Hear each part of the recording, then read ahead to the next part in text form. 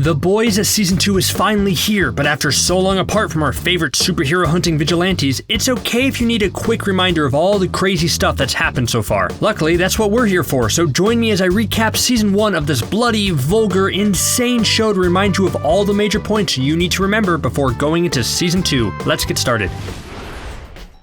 So basically, Vought are the bad guys and Homelander is terrifying. There. Recap over. What?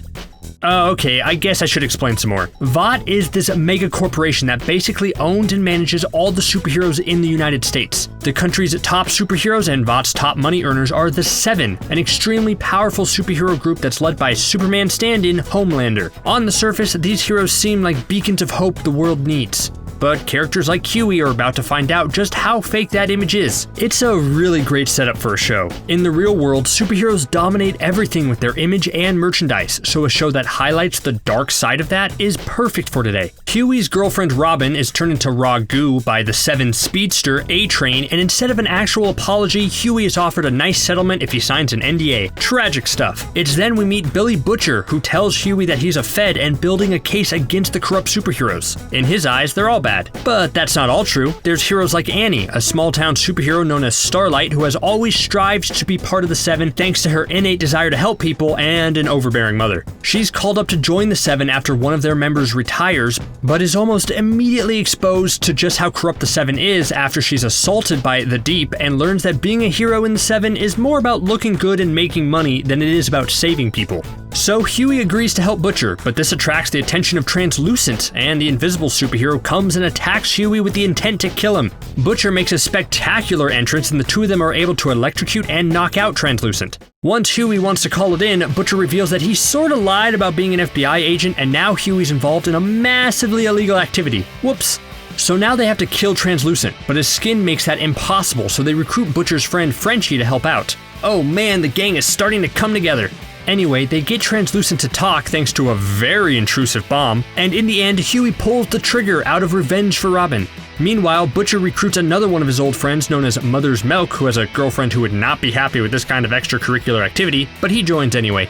Translucent's info leads them to Popclaw, A-Train's secret girlfriend, and the group learns that A-Train is taking a mysterious drug known as Compound V in order to keep him the fastest man alive. Because Popclaw gets herself into kind of a messy situation, the boys are able to use it as leverage to find out where A-Train is getting the drug. But when they arrive there, they find a mysterious young woman named Kimiko locked up and Frenchie decides to free her. Surprise, she's actually a mute, feral, dangerous soup who does some serious damage to her previous captors. And with this, the boys' team is complete. But they do have a big fight ahead of them. Vought's whole goal in the first season is to integrate their heroes into the military. Madeline Stillwell, the Vought official leading this charge, will do anything to make it happen. And thanks to some tragic business regarding a hijacked plane that Homelander straight up lets crash, public support is starting to swell for their cause.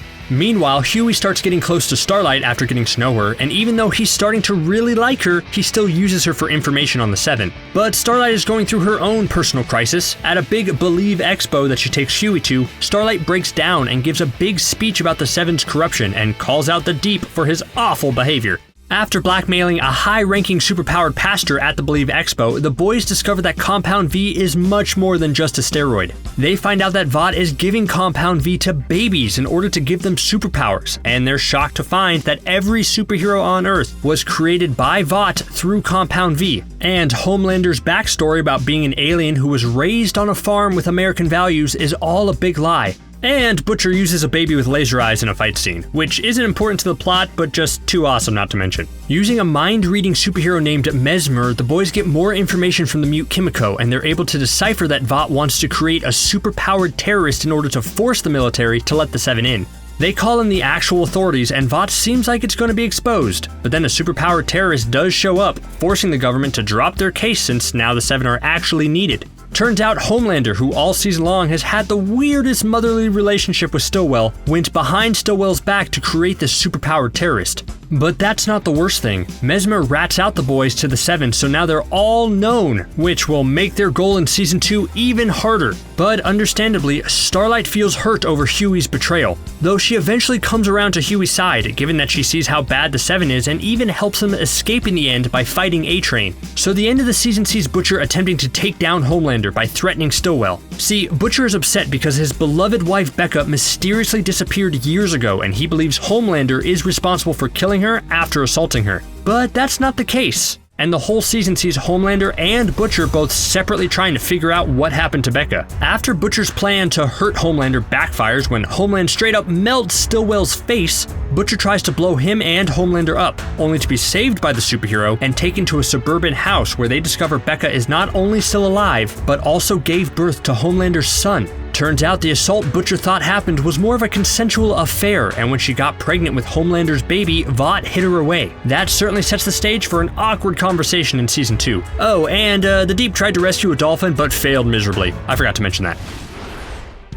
Well, that's a wrap. What was your favorite moment from Season 1 of The Boys? Let us know in the comments below and tell us how excited you are for Season 2. And while you're there, go ahead and hit that like and subscribe button, or else Vought International will send the 7 after you. Kidding! Probably. Thanks for watching CBR. See you next time.